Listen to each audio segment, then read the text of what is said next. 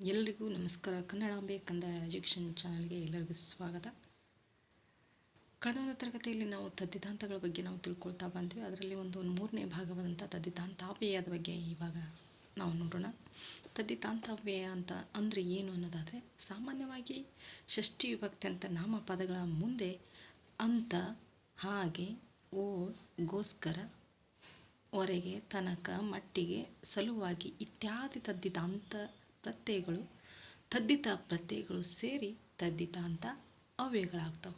ಏನಪ್ಪ ಅಂತ ಹೇಳಿದ್ರೆ, ಷಷ್ಠಿ ವಿಭಕ್ತಿ ಅಂತ ನಾಮಪದಗಳ ಮುಂದೆ, ಷಷ್ಠಿ ವಿಭಕ್ತಿ ಅಂತ ಅಂದರೆ ಅರಸ, ಅರಸ, ಉದಾಹರಣೆಗೆ ಅರಸ, ಅರಸನಂತೆ, ಅರಸನ ಹಾಗೆ, ಅರಸನ ಓಲ್, ಅರಸನಿಗೋಸ್ಕರ, ಅರಸನವರೆಗೆ, ಅರಸನ ತನಕ, ಅರಸನ ಮಟ್ಟಿಗೆ, ಸಲುವಾಗಿ, ಅರಸನ ಸಲುವಾಗಿ. ಹೀಗೆ ಈ ಒಂದು ನಾಮಪದಗಳ ಮುಂದೆ ಅಂತೆ, ಹಾಗೆ, ಓಲ್, ಗೋಸ್ಕರವರೆಗೆ, ತನಕ, ಮಟ್ಟಿಗೆ ಇತ್ಯಾದಿಗಳು ಪ್ರತ್ಯಯಗಳು ಸೇರಿ ತದ್ದಿತಾಂತ ಅವ್ಯಯಗಳಾಗ್ತವೆ.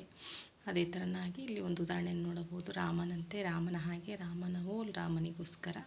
ಅವ್ಯಯ ಎರಡನೇದು. 10ನೇದು ಅವ್ಯಯ. ಅವ್ಯಯ ಅಂದ್ರೇನು? ನಾಮಪದ ಕ್ರಿಯಾಪದಗಳಂತೆ ಲಿಂಗ, ವಚನ, ವಿಭಕ್ತಿಗಳಿಂದ ರೂಪಭೇದವನ್ನು ಹೊಂದದೆ ಏಕರೂಪವಾಗಿರುವ ಪದಗಳನ್ನು ನಾವು ಅವ್ಯಯಗಳು ಅಂಥೇಳಿ ಕರಿತೀವಿ. ನಾಮಪದಗಳು ಕ್ರಿಯಾಪದಗಳಂತೆ ಅದೇನಾಗಲ್ಲ, ಲಿಂಗ ಮತ್ತು ವಚನ ವಿಭಕ್ತಿಗಳಲ್ಲಿ ಯಾವುದೇ ರೀತಿ ಬದಲಾವಣೆಯನ್ನು ಹೊಂದಿರೋದಿಲ್ಲ. ಅದು ಏನು ಒಂದೇ ಮೂಲ ರೂಪದಲ್ಲೇ ಇರುತ್ತೆ. ಅದನ್ನು ನಾವು ಅವ್ಯಯ ಅಂಥೇಳಿ ಕರಿತೀವಿ. ಇಲ್ಲಿ ಕೇಶರಾಜ ತನ್ನ ಒಂದು ಶಬ್ದಮಣಿ ದರ್ಪಣದಲ್ಲಿ ಸೂತ್ರದ ಮೂಲಕ ಈ ರೀತಿಯಾಗಿ ಹೇಳ್ತಾರೆ. ದೊರೆವೆಡೆಯ ಅವ್ಯಯ ಲಿಂಗಂ ಸರಿ ಸರ್ವ ವಿಭಕ್ತಿಗಂ ತ್ರಿಲಿಂಗಕ್ಕಂತಂ ಸರಿ ವಚನ ತ್ರಿತಯಕ್ಕಂ ಸರಿ ಮೆನೆಸಿ ವಿಕಾರವಿಲ್ಲ ಧರ್ಮ ಉನಿಗಂ ಅಂಥೇಳಿ. ಹಾಗಾದರೆ ಅವ್ಯಯದ ಪ್ರಕಾರಗಳನ್ನು ಎಷ್ಟಿದಾವೆ ಅಂತ ಹೇಳಿದ್ರೆ 8 ಇದಾವೆ. ಅವ್ಯಯದ ಪ್ರಕಾರಗಳಲ್ಲಿ 8 ಪ್ರಕಾರ. ಅದರಲ್ಲಿ ಸಾಮಾನ್ಯ ಅವ್ಯಯ, ಅನುಕರಣಾವ್ಯಯ,